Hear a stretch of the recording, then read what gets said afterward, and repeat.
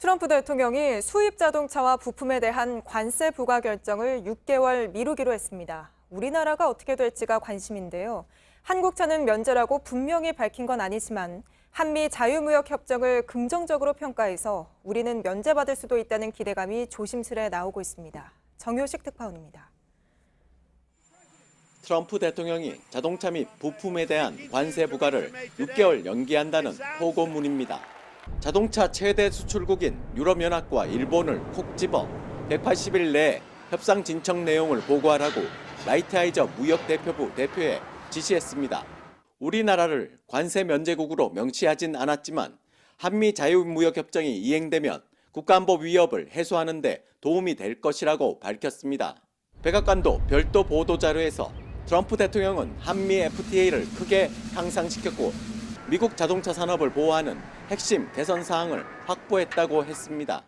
협상 중인 EU, 일본과 달리 이미 FTA를 개정한 한국에 대해선 관세 면제 가능성을 시사하는 것으로 해석됩니다. 트럼프 대통령은 행사에 참석해선 EU를 직접 겨냥했습니다. But the European Union treats us, I would say, worse than China. They're just smaller. 트럼프 대통령은 무역협정을 다시 체결한 캐나다, 멕시코를 상대로 철강, 알루미늄 관세를 1년 만에 폐지했습니다. 파이낸셜 타임스는 동맹국들과 무역 긴장은 완화하는 대신 중국과 무역 전쟁에 집중하려는 것이라고 분석했습니다. 워싱턴에서 JTBC 정효식입니다. 한국차가 면제 대상에 포함되는지를 놓고 우리 정부는 확실하지 않다며 신중한 입장입니다.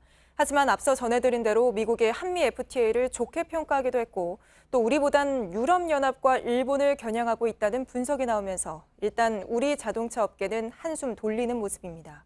송지혜 기자입니다. 산업통상자원부 김용래 통상차관보는 JTBC와의 통화에서 일부 외신에선 우리나라가 이번 관세 부과 대상에서 사실상 제외된 것이라고도 하지만 아직 확실하지 않다고 했습니다. 이어 시간을 두고 미국과 접촉해 최종 면제 여부를 파악해야 한다고 했습니다. 긍정적인 신호로 파악되지만 보증은 할 수 없는 상황이라 노력을 계속 기울이겠다는 겁니다. 우리 자동차 업계도 확실하게 면제가 언급되지 않은 점은 아쉬워하면서도 일단은 한숨 돌린 분위기입니다.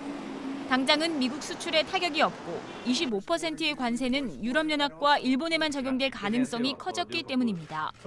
한국이 지난해 미국에 수출한 완성차는 81만 대로 전체 자동차 수출의 33%에 달합니다. 업계는 최종적으로는 우리나라가 관세 부과 대상에서 빠질 가능성을 기대하고 있습니다. 트럼프 대통령이 한미 FTA를 긍정적으로 언급했기 때문입니다. 우리나라는 지난해 미국과 한미 FTA를 개정하면서 농업과 철강은 지키는 대신 자동차는 한 발 양보한 바 있습니다. 다만 불확실성이 또다시 6개월 연장되면서 자동차 업계는 앞으로의 수출 전략을 고심하게 됐습니다. JTBC 송지입니다.